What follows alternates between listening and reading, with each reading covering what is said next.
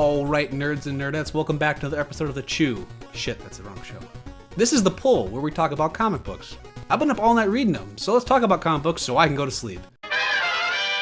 First book we're talking about is Howard the Duck, written by the marvelous Chip Zdarsky and drawn by Joe Quinones. You may remember Howard the Duck from the first sign that George Lucas was an insane person, and from the most phoned in after credit sequence since the Avengers trailer. I love Chip Zdarsky because I love sex criminals. It's basically the best thing in this universe or any other universe, including that universe where we're all ninjas with rocket cars. But Howard the Duck isn't funny, which is a big problem for a Howard the Duck book. You don't read Howard the Duck for all the action sequences where he backflips behind Thanos and then breaks his neck. You watch it for the jokes and the fact that watching a duck doing human things wearing human pants is funny. There's a lot of duck puns, and they're awful.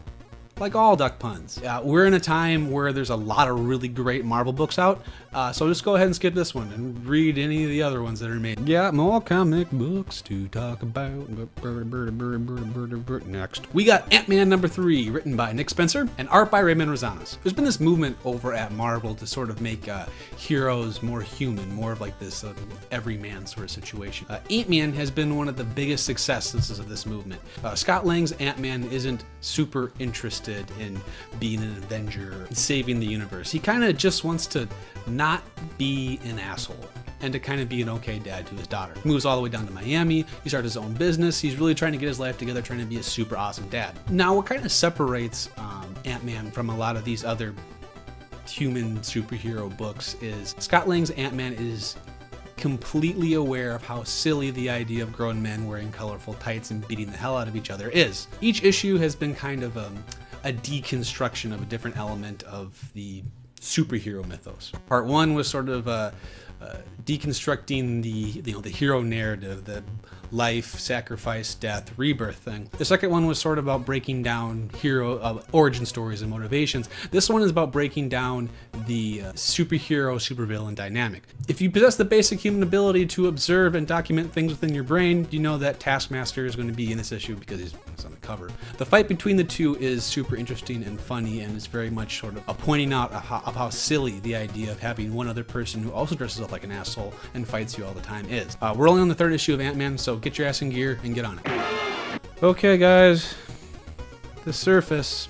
There's a lot going on in this book, and a lot of it's actually pretty good. The art is incredible. I mean, it's really special. The book is worth picking up just to check it out. It's clean, it's detailed, it's dynamic. Each shot is framed and placed very well. It very, very clearly communicates the actions and places of all the characters. This book is exactly what you would expect from Alice Cott's independent work, but instead this one is like powered by super moon radiation. Alice Cott writes with a very heavy philosophy. Sometimes it's successful, and a lot of times it sort of misses. This book falls victim to that a lot. It is constantly throwing ideas and questions and philosophy at you so fast you're never allowed to absorb it. It just kind of piles on top of each other, and everything is such a fast food philosophy, just real short, sort of abstract, vaporous ideas, and by the end you're left with a handful of fortune cookie inserts. The book also has this weird thing where it randomly inserts these interviews with a fictional writer called Doublehead. I think what they're trying to do is the same thing that they did in Watchmen, where they randomly inserted those pirate stories.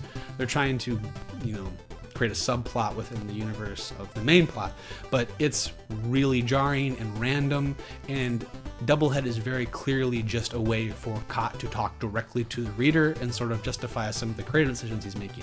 At one point he describes his own writing as sloppy and unclear, which is also how I would describe it. He then goes on to basically excuse that by saying he's developing as a writer, which isn't really an excuse, and then he coins something called psycho magic, which is supposed to return function to art, and then he compares his writing to the atom bomb, and then the book's over. It's very strange. Okay, I know I've talked about this one before, but we're going to talk about it again, because it's my show. Spider-Gwen, #2.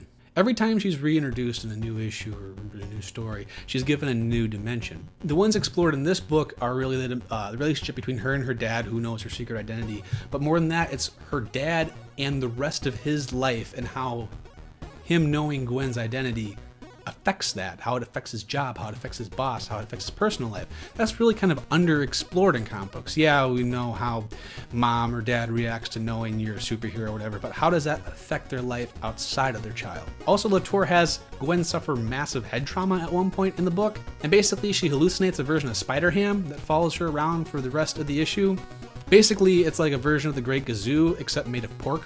This book just continues to get more interesting with every issue. It's only on issue 2. Don't miss it. Make sure you're on it now. Casanova Acedia, written by Matt Fraction, art by Gabriel Bra, or Ba, come at me, Bra, and Fabio Moon. I love Matt Fraction, but just because I love Matt Fraction doesn't mean I have to love everything he does. And I don't love this. It's confusing and convoluted and kind of reliant on a lot of cliches like amnesia and cultist activity. It never really does much to sort of build its own identity, and when it does, it kind of comes off as confusing, which is something that can kind of happen with Fraction's independent work on occasion. It happens a little bit in Odyssey, happens a little bit in Satellite Sam. Also, I don't really buy the art style. It's a lot of really bright, contracting colors, and all the characters have these weird sort of caveman-y, crimson chin sort of proportions. Maybe I could see if people would like this book. It's definitely not connecting with me, and in a time where we're just flooded with really great stuff, I can't really recommend you saving a place on your pull list. My first job in my outro this week, guys, is to thank you. We're over 150 subscribers and over 10,000 total views. In the grand scheme of YouTube, it's nothing. It's a drop in the bucket, whatever. But to me and Cody and everyone else who works on these videos, it feels like the biggest number in the world. So we really thank you for doing this with us. We have a lot of fun doing it, and we're really humbled by the fact that anyone would care what we have to say, or laugh at our jokes or listen to us talk about Spider-Man. So I ask you guys to help grow the channel even more. Share our videos, tell people about it. Word of mouth is incredibly helpful. Let's build a community together. For every new subscriber we get, I will cure one form of cancer. I'll even let you guys pick. See you guys next week. Now get out of here and go read comics.